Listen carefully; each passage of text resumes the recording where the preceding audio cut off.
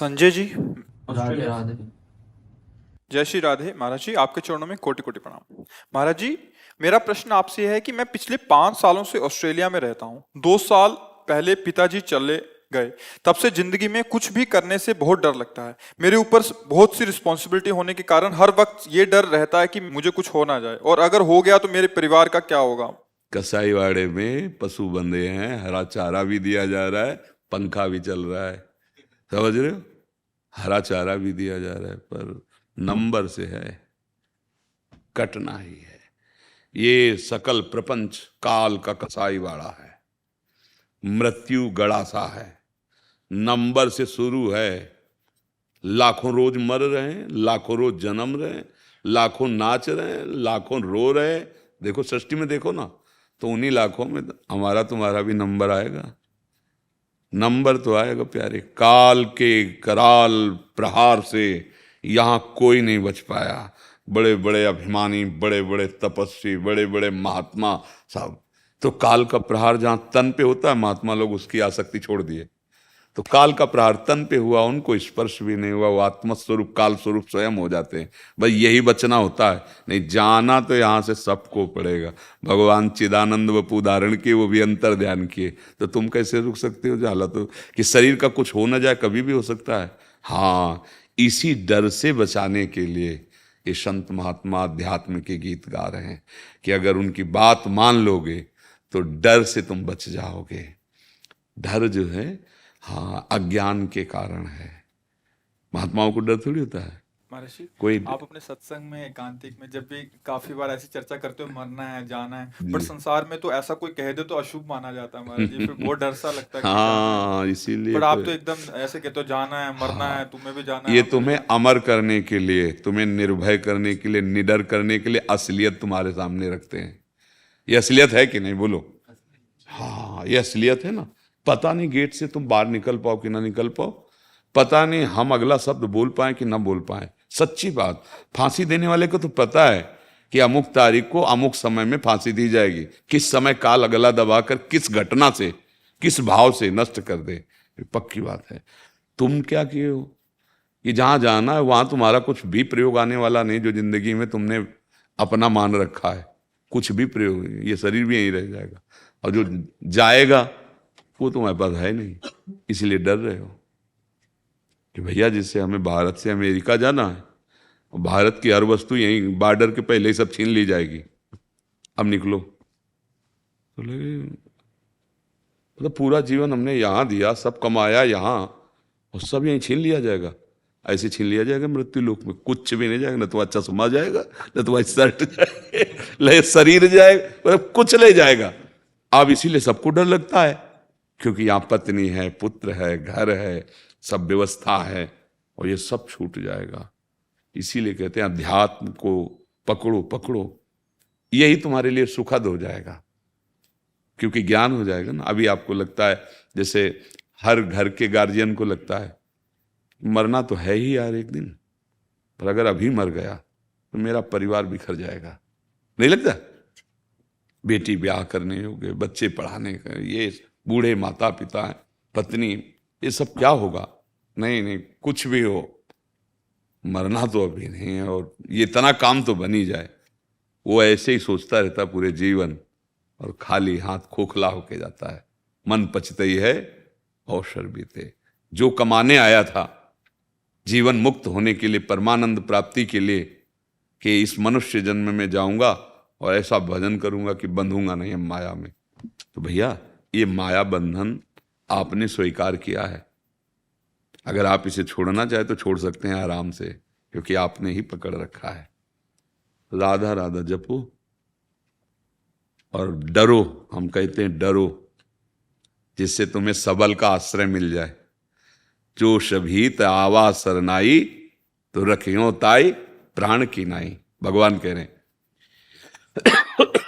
यदि कोई माया से भयभीत होकर मेरी शरण में आ जाए तो मैं उसे अपने प्राणों की तरह रखता हूं, भगवान का वचन है। तो हम तो कहते डर लगना चाहिए। कोई तो एक हो जो हमारी बात सुन सके, हमारी रक्षा कर सके, तो वो केवल भगवान ही हैं, जो काल से भी रक्षा कर सकते हैं और जो बिना बोले बात सुन सकते हैं, पुकारने की भी जरूरत नहीं, अंदर सोचा मात्र की बात पहुंच गई उनके पास, वो वहीं बैठे हुए हैं अंदर ही। यार बिना भजन के जीवन बिल्कुल भयावह है। बिना भजन के बिल्कुल ऐसा समझो जैसे मगरमच्छ से भरे समुद्र में फेंक दिए गए। अब क्या करें? अगर कोई विशाल बोट मिल जाए तो ही बच सकते हैं। हाँ, तो भगवान शंकराचार्य जी से पूछा शिष्यों ने कि इस अपार संसार समुद्र से पार होने के लिए ये बहुत अगाध है, क्या उपाय है? गुरु कृपालो कृपया वदेत, श्री विश्वेश्वर पादाम्बुज दीर्घ नौका। भगवान के चरणारविंद का आश्रय, भगवान के अगर चरणों का आश्रय नहीं लिया, नाम जप नहीं, भैया कुछ भी बन जाओ, ये डर हटेगा नहीं। चाहे जितने अंग रक्षक रख लो, जलोगे अंदर से, अशांत रहोगे, दुख मिलेगा, आगे भी मिलेगा। ये जन्म केवल मनुष्य शरीर इसीलिए दिया गया कि सब कुछ कार्य करो और राधा राधा राधा राधा राधा, फिर आप देखो निर्भय हो जाओगे। भगवदा आनंद के बिना विषयानंद तुम कितना भी समेट लो, ना निर्भय हो सकते हो, ना निश्चिंत हो सकते हो, ना निशोक हो सकते हो। इसीलिए हम सबसे प्रार्थना करते हैं, तुम बात हमारी समझो या ना समझो, डॉक्टर की दवा मान के राधा राधा राधा राधा, स्नान करो ना करो, कैसे भी हो, अपवित्र पवित्रो वा सर्वावस्थांगतो पिवा या स्मरेत पुंडरीकाक्षम सवायाभ्यंतरा शुचि। वो बाह्य और अभ्यंतर दोनों से परम पवित्र हो जाता है जो पुंडरीकाक्ष कमल नयन प्रभु का स्मरण करता है। वो राधा राधा राधा राधा, कृष्ण कृष्ण कृष्ण। जो आपको प्रिय नाम लगे, नाम जपो और सत्संग सुनते रहना, और भगवान का भरोसा रखो। तुमसे सृष्टि नहीं चल रही, भगवान से। जो तुम्हारे परिवार के जन हैं, भगवान सबका भरण पोषण कर। अभी परिवार कैसे ऐसे लोग हैं, जिसे बहुत से ऐसे हैं कि जिनके द्वारा बड़ा परिवार चल रहा है और शरीर नहीं रहता, तो उनका परिवार कोई भीख नहीं मांगने लगता, भगवान संभाल लेते हैं। कोई न कोई ऐसा तैयार कर देते हैं जो उनका संरक्षण करता, और फिर वो उसके रहने से जो अच्छा नहीं होता, उससे भी ज्यादा अच्छा उसका परिवार हो जाता है। हमने देखा है। ऐसा ना सोचे कि अगर हम मर जाएंगे तो हमारे परिवार का क्या होगा। नहीं, पूरे विश्व ब्रह्मांड को आप थोड़ी पोषित कर रहे हो, पशु पक्षी जीव जंतु सबका। देखो उसकी कृपा पर दृष्टि डालो। शरीर में अगर देखो तो कहीं दूध नहीं है, इतना मीठा उतना ही गर्म, और हमारे लिए जीवन पोषण करने वाला ये भगवान ने बना दिया था। माता के वक्षा स्थल से हमारा पोषण हुआ। जब हम गर्भ से बाहर आए तो सबसे पहला हमारा पोषणकारी माँ का। अच्छा, जब गर्भ में थे तब कौन पोषण कर रहा था? माँ भी नहीं जानती थी कि कैसे पोषण होगा गर्भस्थ शिशु का, लेकिन किया ला। ये बात समझो, वो अनंत ब्रह्मांडों का पोषण करने वाला, उसी का परिचय नहीं, इसीलिए डरते हो बच्चा। पर इतना जरूर हम कह रहे हैं कि चाहे जिस पद में हो, चाहे जितना रुपया कमा लो, ये काल का कसाईवाड़ा पूरा प्रपंच है, वो काटेगा। तो उससे बचने के लिए जिसके हाथ में काल रूपी डंडा है वो है श्री कृष्ण। अगर प्रभु की श्री हरि की शरण नहीं हुए, उनका नाम जप नहीं किया, तो कुछ भी कर लो, शांति नहीं मिलने वाली, निर्भय नहीं होने वाले, शोक रहित होने वाले नहीं। इसलिए राधा राधा रटो और अच्छे आचरण करो। कुछ समय बाद तुम ही कहोगे कि अब कोई डर नहीं लगता, अब कोई भय नहीं लगता। देख लेना। और अगर भजन नहीं करोगे तो चाहे जितने अंग रक्षक रख लो और चाहे जितने रुपया कमा लो, वो तुम्हें कभी निर्भय और भयभीत करने वाले बन जाए, और भय पैदा करने वाले बन जाएंगे। इसलिए भगवान श्री हरि का आश्रय, उनका नाम जप। गरिमा रावत जी वृंदावन से। राधा वल्लभ श्री हरिवंश। गुरुदेव आपके चरणों में कोटि कोटि प्रणाम। गुरुदेव, जिसके हृदय में और मानस पटल में नवनिवृत्त निकुंज की लीलाएं प्रकाशित हो चुके हैं, क्या उस पर माया का प्रभाव पड़ता है? क्या वो संसारिक कर्तव्य या लीलाओं का मानसिक चिंतन साथ साथ कर पाता है? हाँ, क्यों नहीं कर सकता। आचार्य चरण नहीं किए क्या? आचार्य से बढ़कर कौन है? हित सजनी जी का साक्षात अवतार है हरिवंश महाप्रभु। और पत्नी थी, पुत्र थे, पूरा व्यवहार सम्यक रूप से। हाँ, तुम जो नहीं जानते हो पूरे विश्व की बात, वो भी उनको पता होती है, क्योंकि जो भगवान के मन की बात जान रहा था, तुम तो जीव हो, उसी मन से तो समष्टि मन का प्रादुर्भाव हुआ है। पर ये भगवत मार्ग है, इसमें चमत्कार थोड़ी दिखाया जाए कि तुम्हारे मन में क्या चल रहा है। अगर सिद्धियों का प्रयोग कर लिया तो भगवत मार्ग का अधिकारी छूट जाता है, वो भगवत प्राप्ति का अधिकारी नहीं होता। होय बुद्धि जो परम सयानी तीन तन चितैना नहीं। ये रिद्धि सिद्धि पेरे बहुआई। चमत्कार ये है कि तुम्हारे मन को आकर्षित करके प्रिया प्रीतम के नाम जप में लगा दे, प्रभु के चरणारविंद की तरफ तुम्हारी आस्था जुड़ जाए और गंदे आचरण तुम्हारे जो दुर्गति कराने वाले वो बंद हो जाए। ये चमत्कार संतों का होता है, भागवतिक चमत्कार। तो जिनका चित्त प्रभु के चरणों में, आज का सत्संग सुना है क्या है? उसमें नहीं था? गोस्वामी जी ललकार कर कह रहे कि ऐ माया, तू अपने सहायकों के साथ वहां प्रभाव दिखा सकती है जिसके हृदय में नंद कुमार नहीं है। फिर माया नवनिवृत्त निकुंज विलासी प्रिया प्रीतम में चित्त दिए, उनमें माया नहीं। माया तो वहां प्रभाव डालती है जहां कामना होती है। भगवान का भजन करने से कामनाओं की पूर्णता हो जाती है, कोई चाह नहीं रहे, अचाह। ये अचाह स्थिति जीवन मुक्त स्थिति है। यही अचाह स्थिति भगवान के नाम जप से होती है। सकल कामना हीन जे राम भगत रस लीन। जो राम भगत रसलीन ते सकल कामनाहीन, और जे सकल कामनाहीन ते राम भगत रसलीन। अर्थात प्रारंभिक भक्ति हमारी कामनाओं को नष्ट करती चली जाती, जो दुर्वासनाएं हमें फंसाई थी। और जब कामना रहित हो जाता है तब प्रेम भक्ति का प्रादुर्भाव होता है। और जहां प्रेम का प्रादुर्भाव हुआ, अब जीवत्व ही नहीं बचा तो माया किसके ऊपर चढ़े? देहाभिमानी को माया सताती है, अब वो तो भगवत स्वरूप हो गया। तस्मित् तज्जने भेदा भावात। प्रभु और प्रभु में तन्मय, अब उसमें कोई भेद थोड़ी रह गया। और भेद से भी ज्यादा मातृशाली बात की भगवान कह रहे हैं, सातो शम मोहिमय जग देखा और मोते अधिक संत कर लेखा। मेरी सातवीं भक्ति है कि सब में मुझे देखे पर मेरे से भी अधिक संत को माने, जो भगवान के भजन में भगवत प्रेम में डूबे। माया है क्या? जो नहीं है उसका नाम माया है। माया कोई बहुत बड़ी वस्तु नहीं भगवान के भजन करने वाले को, पर भगवत विमुख को तो फिर प्रबल है ही है। नाम का प्रभाव इतना है कि ऐसा पहरेदार अगर आप अपनी जिह्वा पे बैठा लो कि माया प्रवेश ही न करे। नाम पहारू दिवस निसी, नाम का पहरा तुम्हारी जबान पे हो जाए, रात दिन राधा राधा।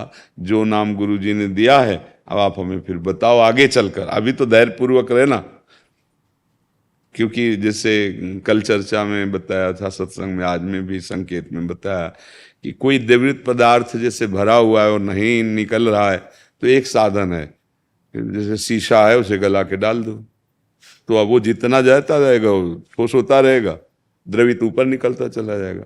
तो काम क्रोध लोभ आदि जो है हमारे हृदय में बैठे हैं, जहां हम नाम डाल लें तो बहुत महिमा वाली वस्तु है नाम, वो हृदय को भरती जा रही है।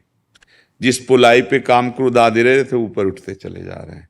धीरे धीरे धीरे जब पूरा हृदय नाहीन रहे हो हियमा ठौर, अब जगह ही नहीं रह गई, नाम का कब्जा हो गया, नाम ही विराजमान हो गया। अब माया कहाँ है? निकुंज प्रेम रस तो ये चरम अवस्था का सुख है। वहां देखो, जैसे मीठा निर्मल और विस्तृत जलाशय प्राप्त हो जाने के बाद छोटे मोटे गड्ढों की याद नहीं आती, ऐसे ही भगवदानंद की अनुभूति होने पर फिर ब्रह्मा का भी सुख एक गड्ढे का सुख सा लगता है। ब्रह्मादिक के भोग सब विषम लागत ताई, नारायण ब्रजचंद की लगन लगी। माया तो भगवत विमुख को है, भगवत सन्मुख को माया थोड़ी है। माया क्या है? भगवान की एक शक्ति है जो भगवत विमुखों को दंड देती है और भगवत सन्मुखों को माता की तरह पोषण करती है। जैसे देखो, सरकारी विभाग है कानून का, वो आपकी रक्षा के लिए भी है और आपके दंड के लिए भी है। अगर आप विपरीत कानून के चले तो यही आपको पीट के जेल पहुंचा देगी, और अगर आप विपरीत नहीं हो तो आपकी रक्षा में आपके साथ। तो माया क्या है? एक शक्ति है भगवान की, प्रचंड शक्ति, महान बलशाली। क्योंकि त्रिभुवन को शासन में लेना है ना, तो जो स्वामी से विमुख है, सरकार से विमुख है, युगल सरकार से विमुख है, उनके लिए प्रचंड दंड वाली बनती है। भोगों का आकर्षण करके फंसा के ऐसी माया अपनी जेल में रखती, पुनरपि जननम पुनरपि मरणम, बार बार जन्म, बार बार मरण, बार बार चिंता, शोक, अशांति। और जो भगवत सन्मुख हैं, दर्शन से आनंद, बोलने से आनंद, मिलने से आनंद, भगवत सन्मुख होते ही माया मां बन गई। भगवत विमुख होते ही वो प्रचंड शक्ति वाली माया शोक, चिंता, भय, मृत्यु, नाना प्रकार के दुख देने वाली बन गई। तो वो तो भगवत सन्मुख नहीं, वो तो भगवत स्वरूप हो गए, जो जिनका लीला में प्रवेश हो गया। तो माया फिर कहाँ हो माया जी। निश्चित वर्मा जी। राधे राधे। गुरुदेव आपके चरणों में कोटि कोटि प्रणाम। गुरुदेव, जब हर जगह समान रूप से ईश्वर व्याप्त हैं, तो मूर्ति में प्राण प्रतिष्ठा क्यों होती है? भावना के लिए, क्योंकि तुम्हारी भावना होती है ना कि हम संगमरमर की मूर्ति लाए हैं, तो तुम्हारी भावना ये हो जाए कि इस मूर्ति में भगवान विराजमान कर दिए गए हैं, इसलिए पहले से विराजमान भगवान में विराजमान की भावना तुम्हारी पुष्टि के लिए। शास्त्र बहुत प्रवीण है। जब तुम प्राण प्रतिष्ठा करवाए, तुम्हारी भावना हो गई कि भगवान आ गए, क्योंकि प्राण प्रतिष्ठा हो गई। अब रोज समय से भोग, रोज आरती, रोज जो मंदिर में विराजमान, नहीं सबकी सेवा में ठाकुर जी विराजमान है। भावुक जनों की क्या बुला के पंडित को, सबको उपासक थोड़ी प्राण प्रतिष्ठा कराते हैं। दृष्टि से देख लिया, हो गए भगवान की प्राण प्रतिष्ठा। प्रेमी जन ठाकुर जी को लिया, छाती से लगा लिया, ठाकुर जी विराजमान है, क्योंकि उनके भाव में विराजमान ना। हमारा पहला भाव होता है कि हम संगमरमर की लाए ना, अब उसके लिए भावुक जनों को, प्रेमी जनों को नहीं होते। यहाँ कोई प्राण प्रतिष्ठा क्या करवाई गई क्या? हमारे प्राण हैं, वो हमारे प्राण उनमें प्रतिष्ठित हैं। खंबे में प्राण प्रतिष्ठा करवाई थी क्या? नरसिंह रूप में प्रकट हो गए। नहीं, भाव। अब भाव प्रकट करने के लिए किया गया है प्राण प्रतिष्ठा। नहीं तो पहले से ठाकुर जी सर्वत्र कहाओ सो कहा, जहां पर भाव को ही प्रेम कहते हैं ना, और वो है नहीं तुम्हारे पास, तो उसके लिए नींव डाली गई। नहीं, हरि व्यापक सर्वत्र समाना, और प्रेम ते प्रगट हो मैं जाना, प्रेम तो है नहीं ना, तो अब उसके लिए साधन शुरू किया गया। ब्राह्मणों को बुलाकर प्राण प्रतिष्ठा कराई, हमारे अंदर भावना आ गई, मेरे भगवान इसमें आ गए। भगवान अब विग्रह रूप में विराजमान है। आठों पैर उनकी सेवा करते करते सेवा से भाव आया, भाव में अपनापन इतना गाढ़ हुआ कि अब उनको देख के ये नहीं लगता कि मूर्ति है। अब जी नहीं सकते उनके बिना। अब दृष्टि हो गई, अब कहीं भी डालोगे दृष्टि जहां, वहीं तुम्हें अपना प्रीतम दिखाई देगा। समझ पा रहे बच्चा? शास्त्र बड़े प्रवीण हैं, जीव को भगवत प्राप्ति कराने के लिए ही हर विधान उनका होता है। तो ये भी विधान भाव को प्रकट करने के लिए है। बड़े बड़े महापुरुष जो होते हैं, जो भाव से युक्त हैं, वो शास्त्र के प्रमाण को पुष्ट करने के लिए, शास्त्रीय सिद्धांत की रक्षा के लिए प्राण प्रतिष्ठा कराते हैं। जैसे कोई सिद्ध महापुरुष भगवदानंद में डूबा है, पर वो संध्या की लीला करता है। अब उसको जरूरत नहीं है, पर उसको देखकर हजारों लोगों को प्रेरणा मिलती है कि देखो, जब इतने बड़े महात्मा होकर संध्या के समय साधन, तो हमको भी करना चाहिए। तो ऐसे जिनकी दृष्टि में प्रभु विराजमान, वो भी प्राण प्रतिष्ठा कराते हैं। किस भाव से? वो आचरण करके, शास्त्र की आज्ञा का पालन करते हुए सबको आज्ञा पालन कराने के लिए। तो इसलिए, और जो अभी प्रारंभिक है, उनके भाव बनाने के लिए शास्त्र आज्ञा करता है, ऐसे विधान से चलो, ऐसे विधान से चलो। नाम जप करो बच्चा, नाम जप करो। जैसे सुन लिया है ना कि सर्वत्र भगवान है, ये अनुभव ऐसे थोड़ी होता है। बहुनाम जन्मनावन्ते ज्ञानवान माम प्रपद्यते वासुदेवा स्वरमित सा महात्मा सुदुर्लभा। सब जगह भगवान ऐसा अनुभव हो गया, उससे बड़ा महात्मा नहीं है, और ऐसा महात्मा दुर्लभ है। पहले नाम जप करो। करते हो नाम जप? हाँ, कोई नशा न करो, गंदी बात न करो, गंदे आचरण न करो, नाम जप करो। धीरे धीरे हृदय में भक्ति महारानी पहले आवे, अपने पुत्रों के साथ, ज्ञान वैराग्य के साथ। तो जहाँ विवेक, वैराग्य, भक्ति, वहाँ फिर दृष्टि आ जाएगी। जहाँ दृष्टि आई तो फिर माया खत्म, जीवन मुक्त महापुरुष हो गया। पर इस ये कहने में तो 2 मिनट लगे। हाँ, अगर सदगुरु की कृपा हो जाए और साधन में मन लग जाए तो इसी जन्म में काम बन जाए। नहीं, जन्म जन्म मुनि यतन कराहि, बार बार। तो ऐसा है। दीप पंचाल जी गुजरात से। श्री हरिवंश। श्री हरिवंश महाराज जी, आपके चरणों में कोटि कोटि नमन। महाराज जी, श्री जी को दैन्यता सबसे अधिक प्रिय है, मगर हम में तो पूर्व से अज्ञानवश केवल अहम ही पोषित किया है अपने जीवन में। हम कैसे दैन्यता अपने जीवन में लाएं?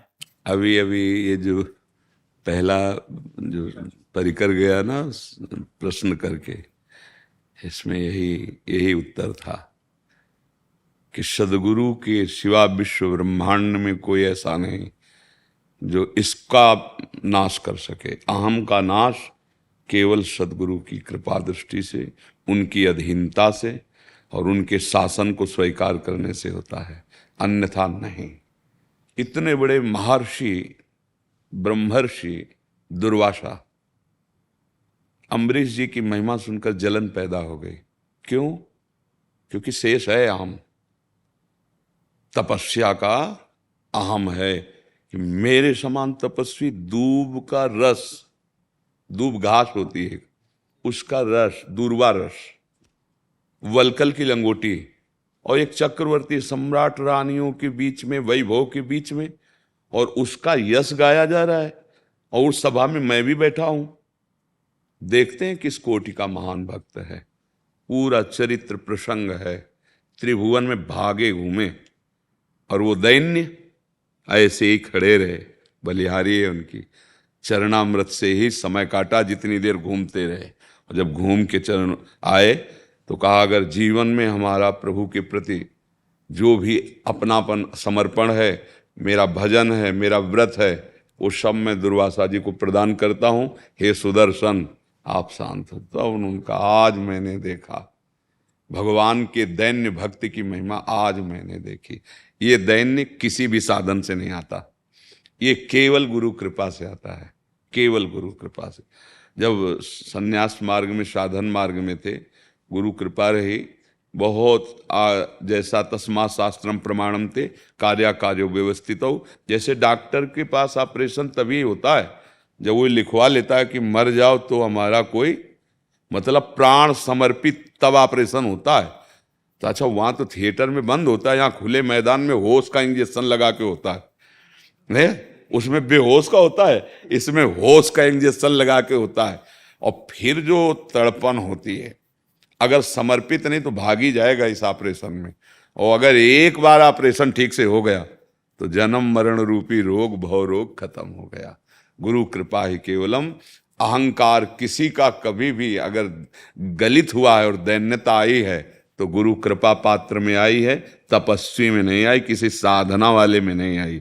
ये गुरु चरणों का जो आश्रित है उसी में दैन्यता आ सकती है। अन्यथा ये दैन्यता न बाजार में मिलती है, न साधना से मिलती है, ये गुरु कृपा पात्र को ही मिलती है, जिसने अपने तन मन प्राण गुरुदेव को समर्पित करके उनकी आज्ञा के अनुसार चला।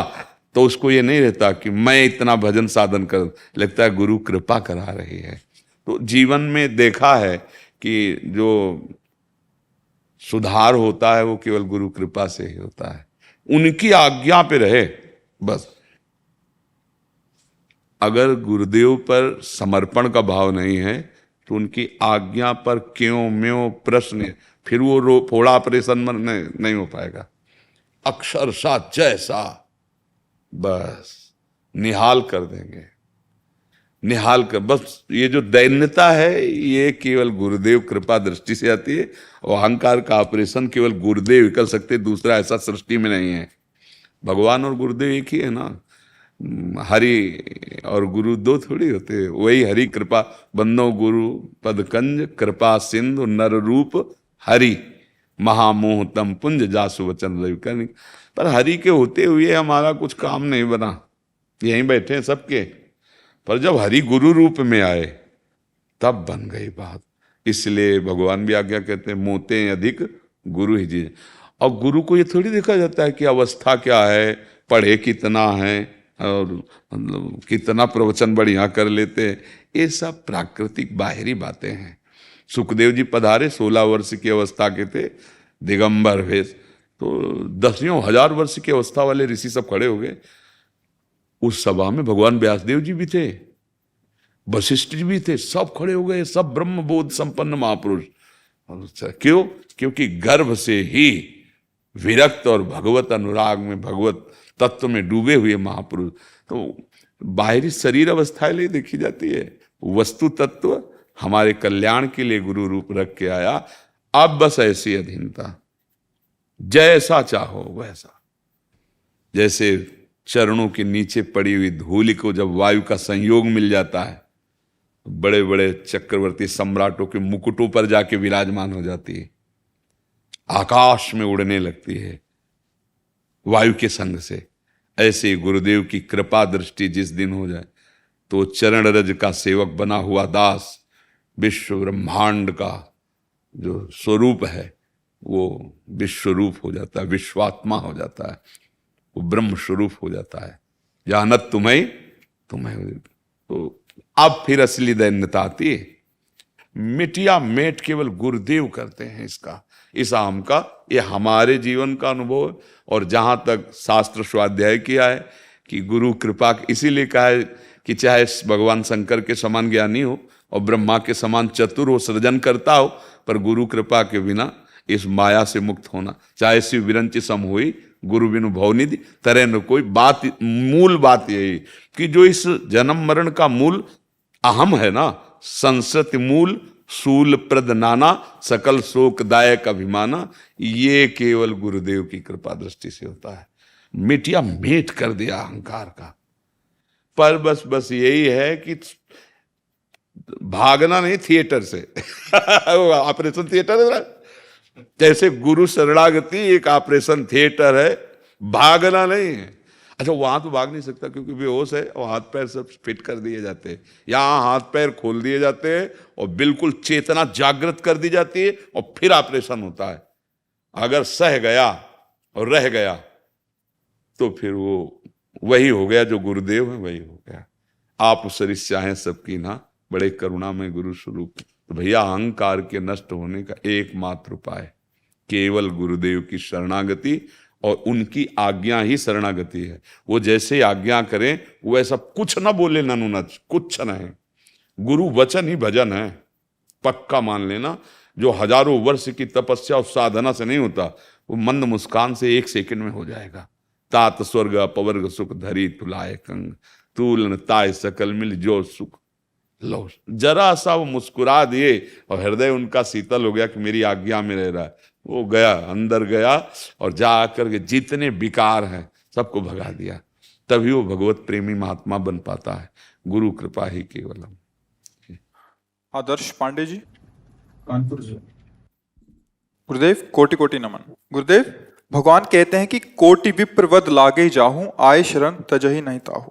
तो फिर जयंत भगवान की शरण में वापस आ गया था, तो भगवान ने उसे, वो ब्राह्मण का नहीं था, वो भगवान की प्रिया के साथ अभद्र व्यवहार कर रहा था। समझ रहे हो? वो शरण में नहीं आया था, अभद्र व्यवहार कर रहा था। भगवान ने एक नयन कर तजा भवानी, जानते हो, 2 देख रहा था सिया राम को 2 रूप में। वो अलग समझ रहा था। सीता चरण चोच हति भागा, बहुत बड़ा अपराध। जो भगवान के हृदय विहारिणी है, उन सियाजू का प्रभु भाव में आकर स्फटिक शिला पे बैठे तो कुछ पुष्प चयन करके श्रृंगारित कर रहे थे। और ये दुष्टता की हद कर दी। इंद्रपुत्र जयंत ये काक रूप धारण करके ऐसा देखा, रक्त श्राव, तो तत्काल बिना फण का बाण संधान करके तो जब शरण में आया तो एक नयन करी तजा भवानी, एक दृष्टि प्रदान की। तेरे अंदर 2 दृष्टि है ना, तो स्त्री पुरुष देख रहा है ना, एक दृष्टि देख। राम तत्व ही सिया बना हुआ है, सिया कोई और नहीं है। एक नयन कर, हाथ शब्दों पर आओ, एक नयन कर तजा। अपराध तो ऐसा था कि कोटि कल्पों नरक भोगने पर भी ना उरीन हो सके, पर भगवान कितने कृपालु हैं कि सियाजू का अपराध करने पर भी भगवान ने उसे जान से नहीं मारा। 2 दृष्टि थी तो एक दृष्टि कर दी। अब उसको आप अगर बाहरी शब्दों में तो बोले एक आंख फोड़ दी, नहीं, अगर शब्दों के भाव में जाओ तो एक नयन। भगवान शिव क्या कह रहे हैं? एक नयन कर तजा भवान। जो दो नयन कर रहा था, स्त्री पुरुष वाला भाव ला रहा था। देवराजेंद्र का लड़का है और राजकुमार है, त्रिभुवनपति का पुत्र है, तो वो ऐसे ही गर्मी होती है। वो भगवान की इस लीला को चित्रकूट में वनवासी राम जी को देख के वो अज्ञानी समझे नहीं पाए। वो समझ रहा था हम बहुत पावर वाले के बेटे हैं। बड़ा गड़बड़ होता है जब पिता के पावर का दुरुपयोग करने वाले बच्चे होते हैं ना, तो बहुत गड़बड़ हो जाता है, बड़ा अपराध बन जाता है उनसे। तो भगवान ने तो बच्चा कृपा ही करी। तुम्हें कुछ दोष लगा भगवान में? है? अच्छा, शास्त्रों का अर्थ समझना बच्चा पढ़ने लिखने से नहीं होता, भजन करने से समझ में आता है। शास्त्रों स्पष्ट कह रहे ना, एक नयन करि तजा। हमारी दुर्गति है इसी द्वैत में। द्वैत में स्त्री पुरुष जड़ चैतन्य अच्छा बुरा, इसी द्वैत में तो दुर्गति है ना। और भगवान की शरण में आ जाएगा तो क्या द्वैत रह जाएगा क्या? एक दृष्टि प्रदान कर दे, सर्वम खलमिदम ब्रह्म ने ना नास्ति किंचन। अब बिना महापुरुषों के शास्त्रों का अर्थ नहीं समझ में आता। तिजोरी में बहुत कीमती चीज रखी जाती है, ऐसे शास्त्रों की भाषा ऐसी घुमावदार है कि बिना गुरु के समझ में नहीं आने वाली। पढ़ोगे अर्थ भी लिखा हुआ है पर समझ में नहीं आने, समझ में ऐसे आता है। तब वह चौपाई उदय हुई और उसका साक्षात्कार हुआ। अच्छा, ओहो ये बात, रोज नवम नवम आनंद, नवम नवम अर्थ निकलता है। वही बात, वही शरणागति 1000 बार कह चुके, पर जब उसके ऊपर चलेंगे तो हमको खुद लगता है यार ये तो पहली बार जिंदगी में हमारी समझ में आ रहा है, पहली बार ये निकल रहा है हमारे हृदय से। तो भजन से अर्थ समझ में आता है शास्त्रों का। दुर्वासा जी अम्बरीश जी का अपराध किए ना, और भगवान का एक व्रत है कि कोई कितना भी बड़ा अपराध किए हो मेरी शरण में आ जाए, मैं उसे माफ कर देता हूं। दुर्वासा जी जब भाग करके भगवान शंकर के पास गए तो भगवान शंकर ने कैलाश में 1 मिनट टिकने नहीं दिया। भगवत भक्त द्रोही को हम नहीं रोक सकते। और दुर्वासा जी उन्हीं के अंश से प्रकट हुए हैं। भागे ब्रह्मा जी के पास गए, ब्रह्मा जी ने कहा कि तुरंत यहां से जाइए, नहीं सुदर्शन जी ब्रह्मलोक में गड़बड़ मचा देंगे, क्योंकि भगवान का दिव्य अस्त्र उनके लिए कोई लोकांतर। तो कहाँ जाएं? तो बोले एकमात्र जिनके अस्त्र हैं सुदर्शन जी, उनके पास जाओ। हरि के पास गए, त्राहि माम शरणागत। तो इसका भगवान का व्रत है कि मेरी शरण में जो आ जाए मैं उसे कभी त्याग नहीं सकता।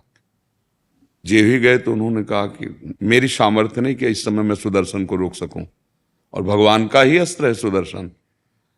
हाँ, आए हो शरण में, रुकने तो यहां नहीं देंगे तुम्हें, उपाय बताते हैं बचने का। अम्बरीश जी के पैर पकड़ लो जा करके। तो एक सिद्धांत है, अगर भगवान का भी अपराध बन जाए तो भगवान क्षमा कर सकते हैं, लेकिन जो अपराध भक्त कर करई राम रोष पावक सुध।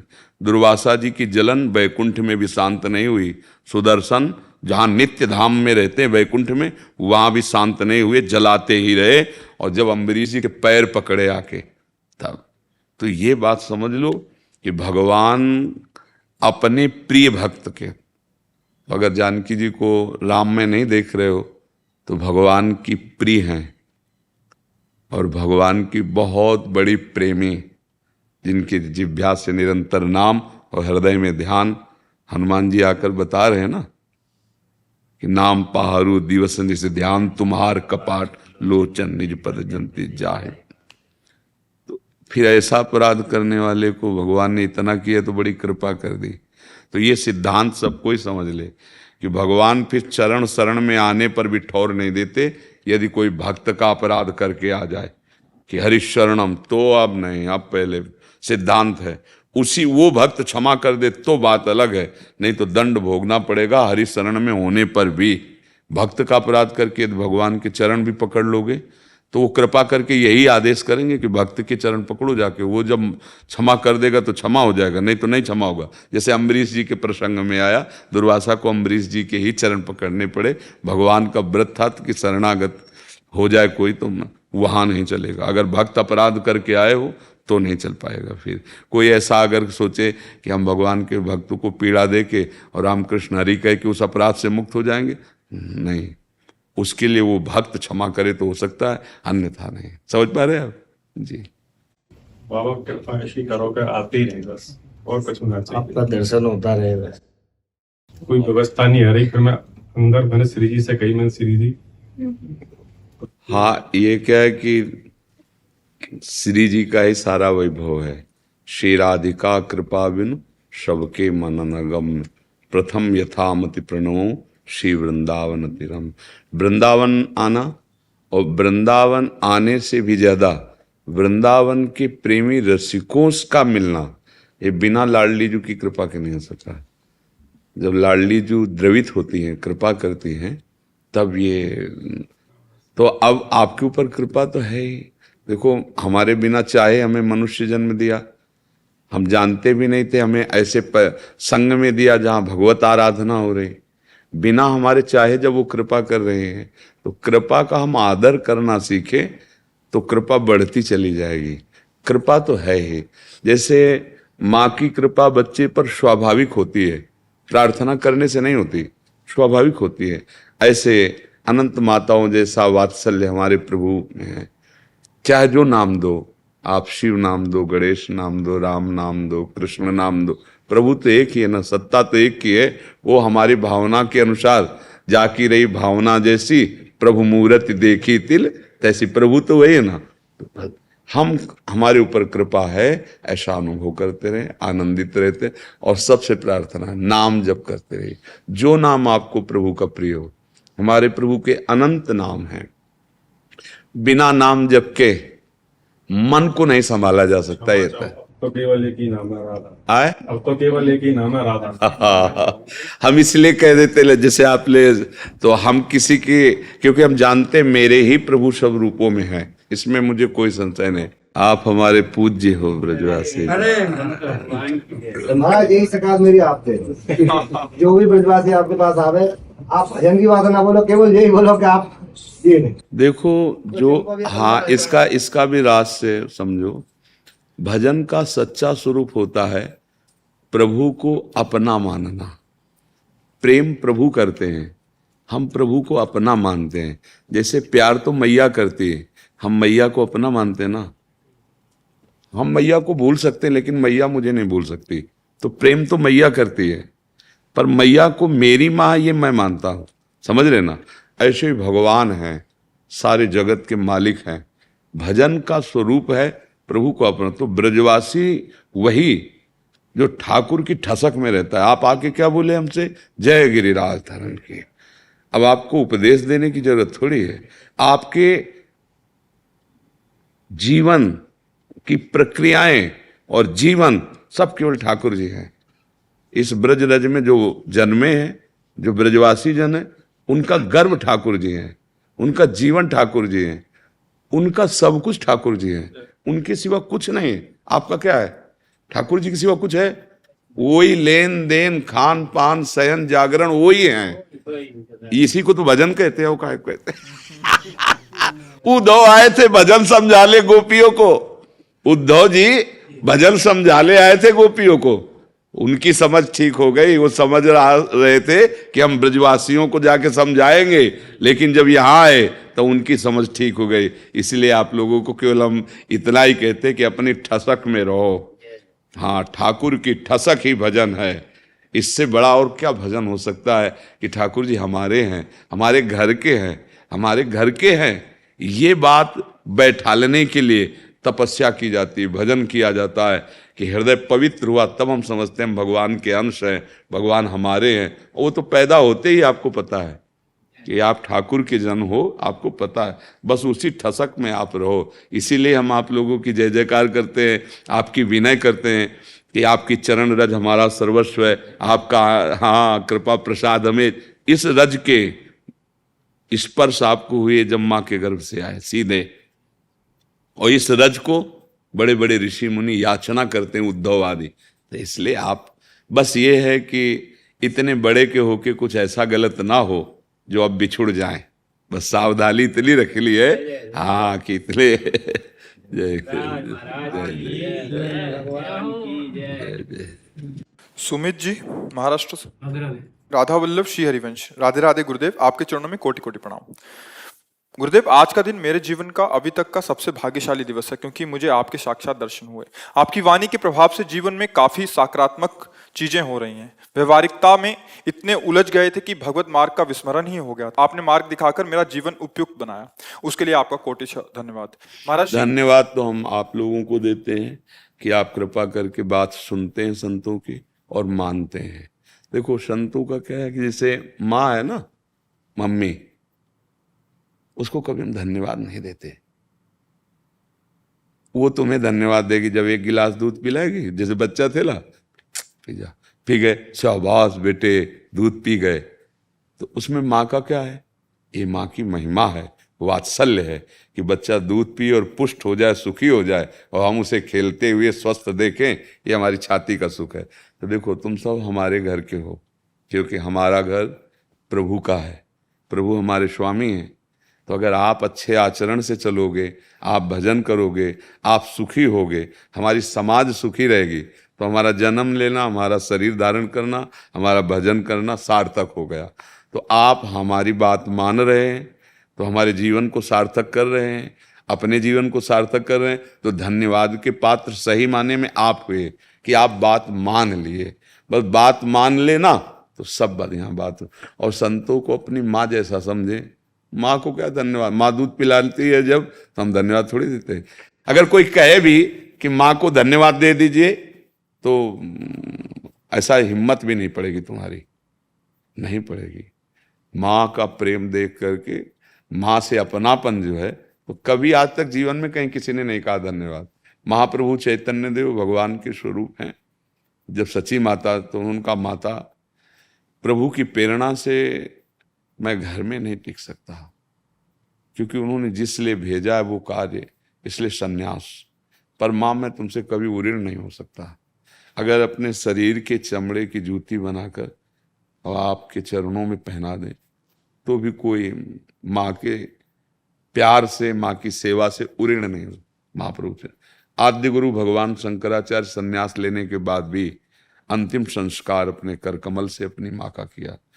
माँ में जो वात्सल्य है ना, भगवान के एक अंश से अनंत ब्रह्मांडों की माँ का वात्सल्य, पशु पक्षी सब जितनी माएँ हैं, और उन वात्सल्य समुद्र भगवान को संत जन अपने प्यार में बांध लेते हैं, अपने प्रेम में। भक्ताधीन मना भगवान का नाम है ना, तो भक्त अपने भजन और प्रेम के प्रभाव से प्रभु को हृदय में बंदी बना, वही वात्सल्य उनके हृदय में उमड़ता है। तो चराचर जगत के सुख के लिए वो संकल्प करते हैं, सर्वे भवन्तु सुखिनः, सर्वे सन्तु निरामया, सर्वे भद्राणि पश्यन्तु मा कश्चित् दुःखम्। तुम अच्छे आचरण करो, तुम सुखी रहो, तुम भजन करो, यही हमारे लिए भेंट है, यही हमारा सुख है। धन्यवाद के पात्र आप हो, जो गलत मार्ग को छोड़कर संतों की वाणी के अनुसार सही मार्ग पे चल रहे हो। जी महाराज जी, आपको आपके गुरुदेव के साथ जब भी देखा वीडियो में, तब आपको एकदम बालक के भांति देखा। आपका व्यवहार, समर्पण भाव देखकर मन द्रवित हो जाता है। ऐसा भाव समर्पण मन में नहीं, वो कैसे है ही। देखो, विश्व ब्रह्मांड में गुरुदेव जैसा प्यार करने वाला कोई नहीं है। सच्चिदानंद प्रभु की प्राप्ति के लिए जो देहाभिमान है, साधन अभिमान है, इसको चूर करने की सामर्थ्य सिर्फ गुरुदेव में है, दूसरे में नहीं। वो जब उस पर प्रहार करते हैं तो अहंकारी जीव जैसे सांप नहीं फन उठा के खड़ा होता, ऐसे ही अहंकार उसका फड़फड़ाता है, पर वो अपनी कृपा के पंजे में फंसा के उसको चूर चूर कर देते हैं। अब उनके आगे क्या? जिन्होंने अनंत जन्मों के ऐसे पके फोड़े को, अहंकार को ऑपरेशन करके बाहर निकाला, अब उनके सामने तो भगवान भी नहीं है। भगवान ही गुरुदेव रूप में, इसमें संशय नहीं, पर पहले गुरुदेव और दूसरे नंबर पर भगवान। मोते ही अधिक गुरु जिए, जानी भगवान का भी आदेश है। मेरे स्वामिनी है, वो मेरे प्राणनाथ है, मेरे जीवन धन है, बस। तो वो उसमें हमारा कोई दैन्यता या कोई बुद्धिमत्ता, मटकी की कोई महिमा है, महिमा उस कुम्हार की है जो ऐसा मटकी को बनाता है।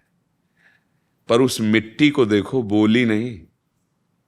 जब कुम्हार खोद के लाया भूमि से, तब नहीं बोली। और जब उसको पीट पीट के अगर एक जरा सरसों जैसा भी कड़ा रह जाएगा मिट्टी का भाग, वही मटकी को वहीं से फोड़ देगा। इसलिए कुम्हार पहले उसको पीस करके इतना महीन बनाता है कूट के कि एक सरसों दाने जैसा कठोरता न रह जाए।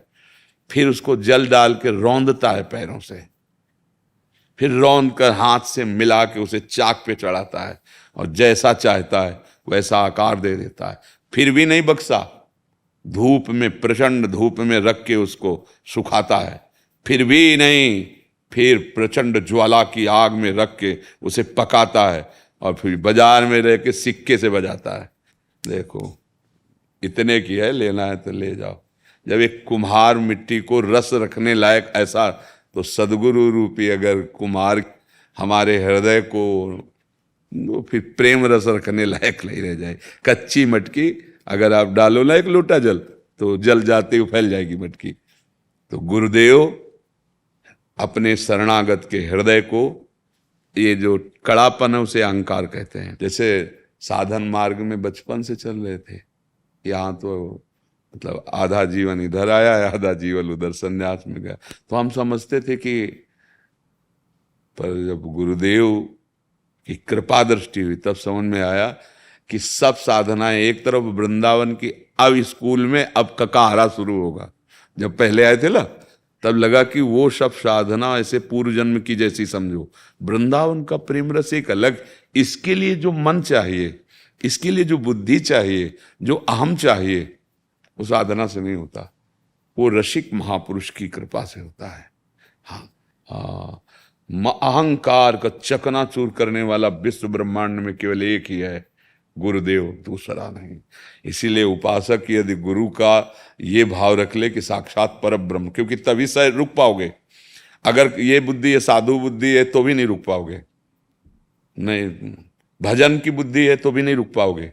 भजन कर सकते हो, मान सकते हैं, लेकिन अहंकार को नहीं मिटा सकते, वो केवल गुरुदेव मिटाते हैं।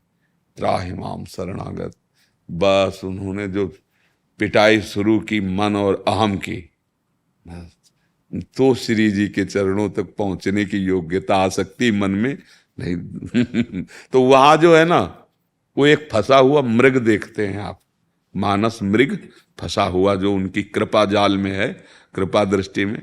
वहां कोई साधुता हम नहीं दिखाते हैं कि भाई सबको, नहीं है ही नहीं। उनका यंत्र हूं, वो यंत्री हैं, उनकी कठपुतली हूं, वो नचाने वाले हैं। जैसे नचाते हैं वैसे ही कठपुतली नाच सकती, वो एक सेकंड भी अपनी तरफ से ऐसे नहीं कर सकती। वो उंगली हिलाएगा तो वो नाचेगी। गुरु और शिष्य एक ऐसा महान संबंध है कि इससे बढ़कर सृष्टि में कोई संबंध नहीं। बस अपने मन और प्राण गुरुदेव को अर्पित कर दो, वो प्राण और मन को प्रियालाल के चरणों में ऐसे समर्पित कर देंगे जो किसी साधना से नहीं होता। कई बार हम साधन पथ पे चलते हुए अपने मन को देखा है कि जो हम हटाना चाहते हैं वो हट ही नहीं पा रहा है, और गुरुदेव की कृपा देखी है कि कब निकल गया पता ही नहीं चला। जब बाद में वो स्मृति दिलाई कि अरे इस विषय से तो हम बहुत भयभीत थे, और वो गुरु कृपा ही केवलम। अहंकार किसी का कभी भी अगर गलित हुआ है और दैन्यता आई है तो गुरु कृपा पात्र में आई है, तपस्वी में नहीं आई, किसी साधना वाले में नहीं आई। ये गुरु चरणों का जो आश्रित है उसी में दैन्यता आ सकती है, अन्यथा ये दैन्यता न बाजार में मिलती है न साधना से मिलती है, ये गुरु कृपा पात्र को ही मिलती है, जिसने अपने तन मन प्राण गुरुदेव को समर्पित करके उनकी आज्ञा के अनुसार चला। तो उसको ये नहीं रहता कि मैं इतना भजन साधन कर, लगता है गुरु कृपा करा रही है। तो जीवन में देखा है कि जो सुधार होता है वो केवल गुरु कृपा से ही होता है। उनकी आज्ञा पे रहे